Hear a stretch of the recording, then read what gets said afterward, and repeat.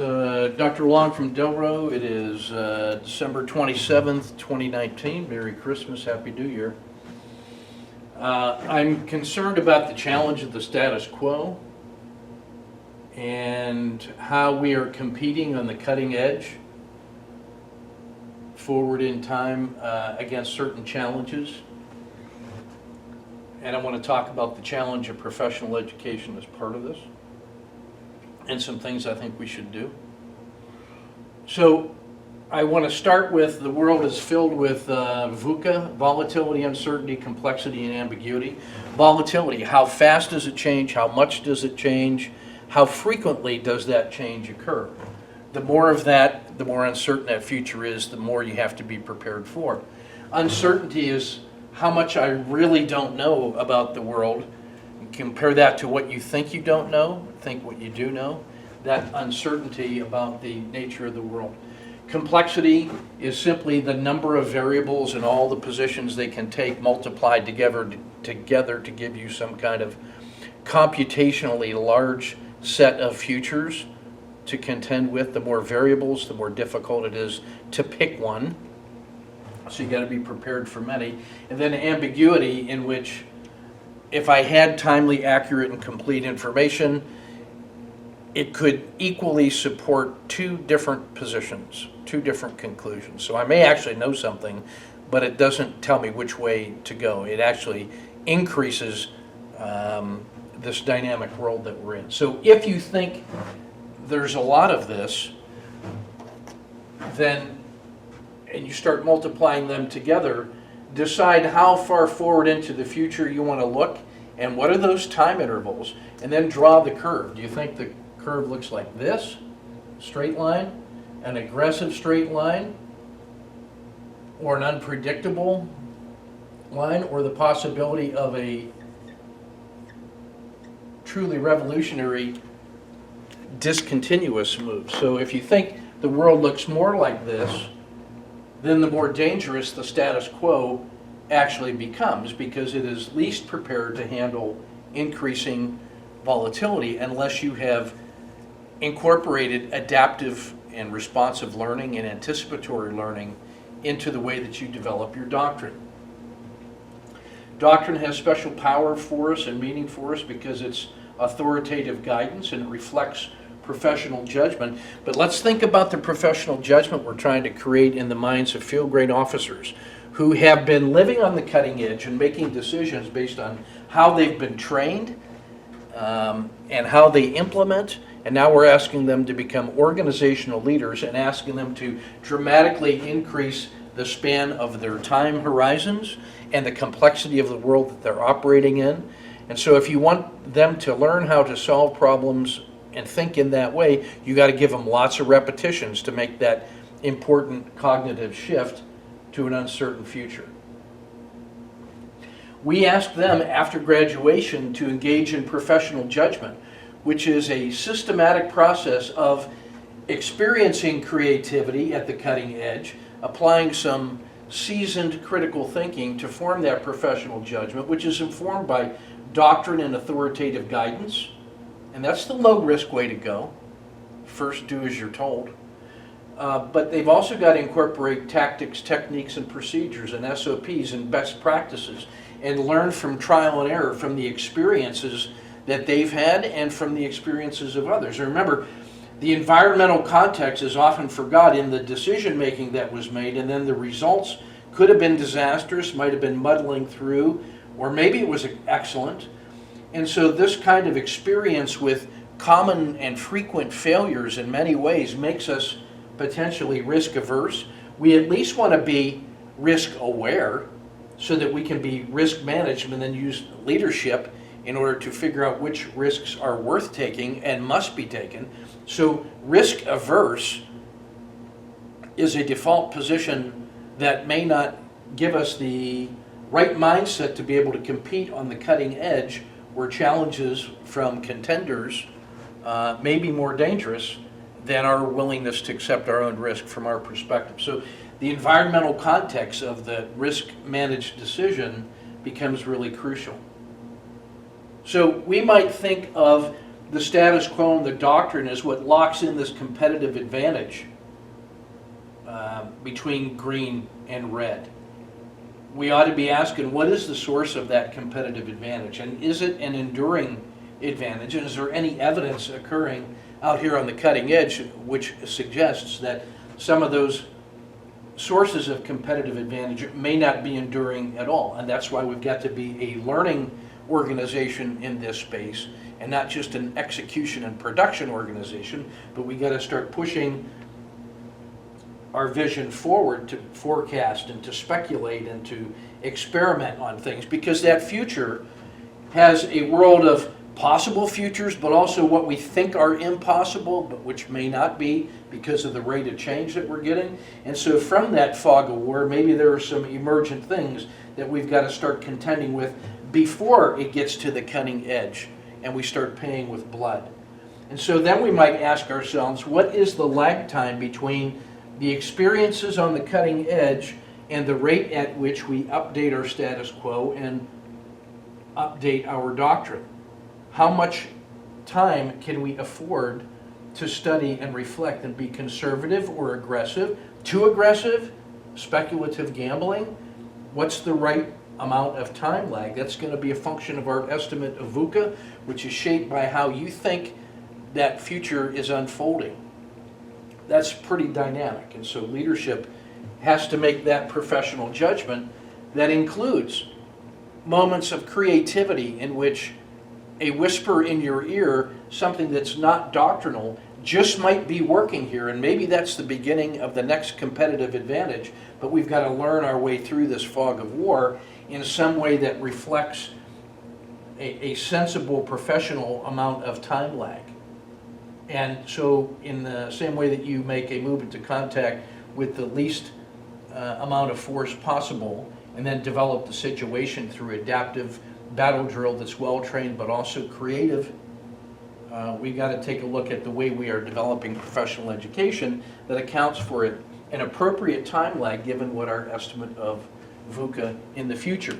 And we're contending with things like our history, our very experience, the risks we've taken and the risks we haven't taken, and the success rates of our forecast, and that residual uncertainty shaped by a very powerful culture which in many ways could be seen as risk averse, but should be better understood as risk managed and at least risk aware. So let's think about curriculum then and the challenge of professional education. If you ask a logistician, you might think of it like an ASL review board, a Class 9 supply chain management, in which we study the demand analysis, demands coming from the learning demands in the world. What are commanders asking for? What are they demanding? What do they want to see? What are they speculating on? All of those things go into the conceptual demand analysis, and from that, we're going to make decisions all the time about what to drop out of this curriculum stack, what to drop, what to reduce, what to maintain, what to increase, what to add that's not already in the stack, and what should we be prototyping to see if that is going to stand the test of time, and what can we learn from the prototype so that we can get our novices and journeymen comfortable with it. And then we've got to be studying things and then make a decision on what to prototype and then what to add or increase and so forth. And so if we think about our levels of teaching proficiency, I offer maybe in the first year our teachers are novices, and at the start of the second year, if they've survived contact, maybe they're journeymen in their second year, and then they're developing their crafts in year 3 through 5, and advanced FTP3 gets them into master teaching. At some point, we'd like to see scholarly approach, a deeper, more comprehensive, a systematic, a critical thinking, a professional approach to developing some of these ideas, and maybe not too many sages, because that spoils the soup. But 50% of our faculty, more or less, are in this category, and the green suiters are going to go on and serve an additional 5+ years. And so the things that we teach them about how to teach, how to mentor, how to develop thinking at the professional graduate school level has a payoff to the force for the next 5+ years when they're back in the field and they're back in units and leading soldiers. So it turns out that faculty development are among the most important, maybe the most important lessons that we teach, because we're teaching faculty early how to teach the bulk of the student population, and then all of those guys graduate in 1 or 2 years and go back to the force. And so faculty development is the long-term enduring lessons that we teach that most deeply affect the force. So we ought to be looking at how well we're taking the experience of a guy that was a successful novice and immediately rolling that back into the preparation and development of the new team, because that's the guy who just recently survived, and his insights ought to be a large part of what the novices need to know. I'm worried that too much of what we're doing is trying to have master's level teachers trying to teach novices, and they had plenty to learn about their doctrine and adult education theory and so forth. We need to at least be getting successful journeymen into here so they can learn what actually works, what is the best payoff, and find some kind of blend. So if our current faculty development program is good on the baseline, are we doing enough with the preparation of novices ready to teach, and then rehearsing them ready to teach so that they can be authentic, genuine instructors and teachers? I'll give you the example. F100 is our most challenging and most difficult block of lessons to learn.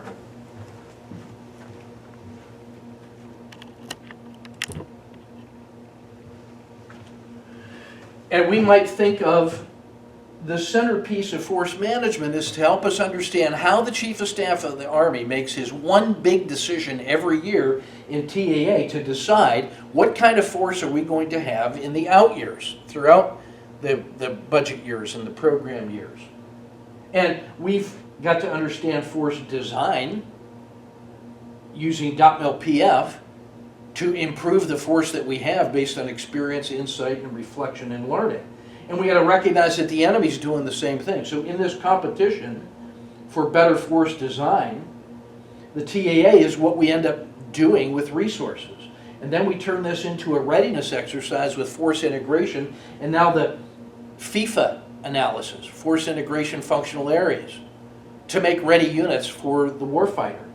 Well, all of our instructors have 10+ years of lived experience of exactly this dynamic. They may not see themselves as force managers, but a lot of captains come here and don't realize that as majors they're logisticians, and they're tacticians, and strategists, and leaders, and historians, and sustainers. That's what field grade officers are. They're all of those things. And whichever one they're worst at, that's how good they are as an officer to the force. So everybody that comes here to teach has 10 years of lived experience of this tension between enemy learning and growing and our .mil-PF challenges. I mean, we lived in organizations and we train them.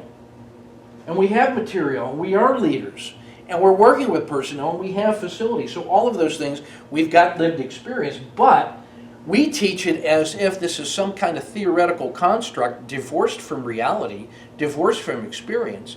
And so we've got to find ways to help novices and journeymen understand what really matters with force management, which is force design and force integration to create ready forces for the combatant commander. And that's where our focus ought to be. Where are the gaps? What are we trying to improve? And what from the students' learned experience could be improved so that we can show them how the Army applies theory, practical applied theory, to make improvements that the chief can decide on in TAA. And so if we teach our instructors with that in mind, they'll be able to teach students with that in mind, because we're connecting to those 10+ years of lived practice, of lived experience. And it's simply reframing to see ourselves as force designers, force integrators, and therefore force managers. And TAA is, if we only taught one thing, it ought to be TAA. How we get that done. But if we only teach two things, it ought to be ready forces. In fact, if we teach one thing, it ought to be how to make ready forces. If we teach two things, then we ought to add TAA to make decisions.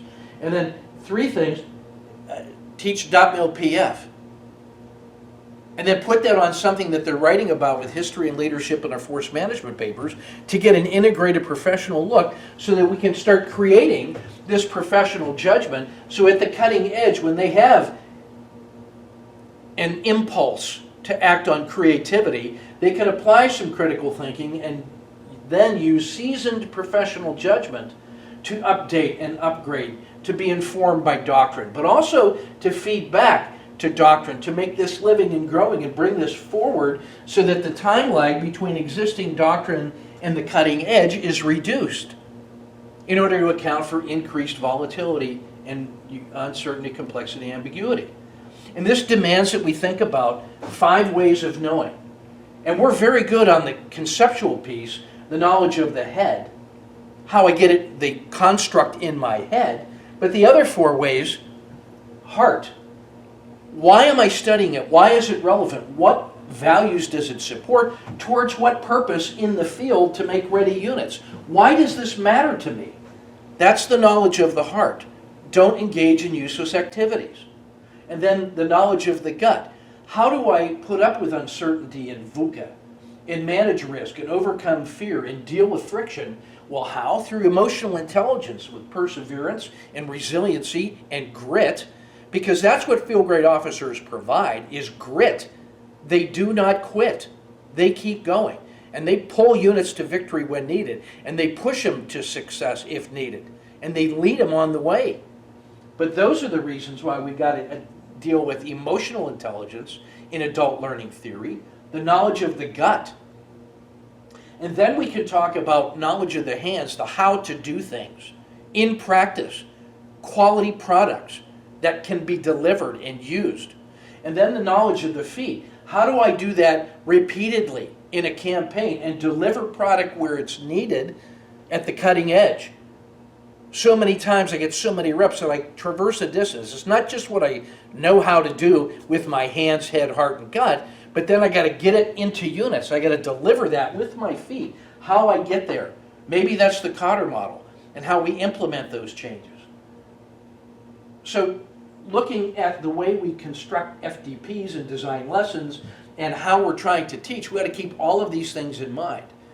That we're trying to win at the cutting edge, where guys are paying with their lives and their blood for the decisions we make with professional judgment on how to teach. And I'm worried that we're not doing a good enough job here. And you should always worry about that. Because if you don't worry about this, the other guy is. And who learns faster? The champion or the contender? Who's got the incentive to learn more and learn faster and to keep going? The guy who doesn't have it but wants it. So how do you preserve that? How do you blend all of that into the professional judgment so that the status quo is not a swear word, but is a seasoned professional judgment that takes all of these variables into effect and has properly sourced the time lag? And if we're going to do anything, we ought to have this closer rather than further away, simply because of my estimate of the rate of change. In a more complex system, it's a lot easier to go wrong and a lot easier to find a few fatal flaws without trying to defeat the entire enterprise. So if we take a risk anywhere, be ready to go sooner. Move this status quo forward. Practice solving problems like field grade officers. That includes not just doctrine, but a lot of experiences about trying to solve problems at the cutting edge so we can explore it and experiment with it in the classroom so that we can learn from it.